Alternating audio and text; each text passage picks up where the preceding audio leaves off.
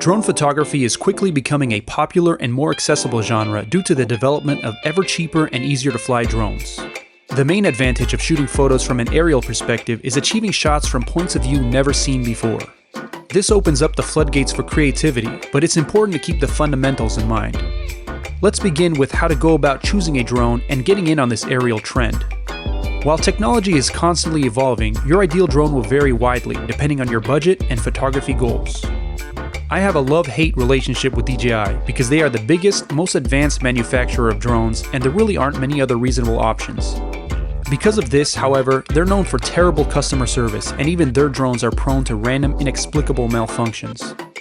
That being said, let's move on to their offerings. On the entry level, currently, some of the best options are the Mavic Mini, Mavic Air, and Mavic Air 2. These all have the same half-inch size sensor, so 12 megapixels will be your maximum resolution. As you can see, both Mavic Airs shoot in RAW, so the main difference will be in battery life, some frame rates in video mode, and assisted flight modes. At the mid-level range, you have the Mavic Pro series, which comes in two different cameras, and the Phantom 4 Pro. I have owned all three of these, and I find that unless you really need the increased dynamic range or 4K in 60 frames, the Mavic 2 Zoom is more than enough for photography. Drone flying at night is illegal, so you wouldn't be able to fully take advantage of the larger sensor anyways. However, if you're planning on making large prints, the larger resolution might be necessary. At the Pro level, I won't go much into details and specs because there are a variety of camera options for the Inspire 2 and especially with the Matrix 600. But if you are at the cinema level, then you probably wouldn't be watching this video. Equipment is important, but you must still keep in mind the classic compositional techniques of photography. These include the rule of thirds, leading lines, focal point, balance, and repetition. In these two images, we can see how the bridge leads your eye to the mountain peak, and the river leads your eye to the waterfall. When viewing things from an aerial perspective, you will notice patterns and repeating shapes which make for interesting elements.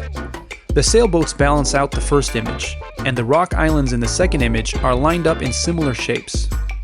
Drones can also take your selfies to the next level. A person standing in your composition can add a sense of scale and a focal point, like these two images. The rule of thirds is a classic compositional technique that can be observed when placing elements. A popular use for drones is in making abstract photos, usually with a top-down perspective. When viewing everyday objects and architecture this way, you will see interesting opportunities for photos. Lastly, there are some locations you simply cannot shoot from with a regular camera, such as over water or facing a cliff or waterfall, and drones will give you the chance to get some really unique angles. I've spent most of this video covering the creative side of drone photography, but it's equally important to learn the legal aspects. For example, you will need a license from the FAA to shoot photos commercially, and even if you're a hobbyist photographer, there are certain rules to follow, such as altitude limits and no-fly zones. These vary from state to state and country to country, so I encourage you to research before flying or traveling. I hope you learned something from this tutorial. Be sure to like and subscribe for more photography tutorials and travel content.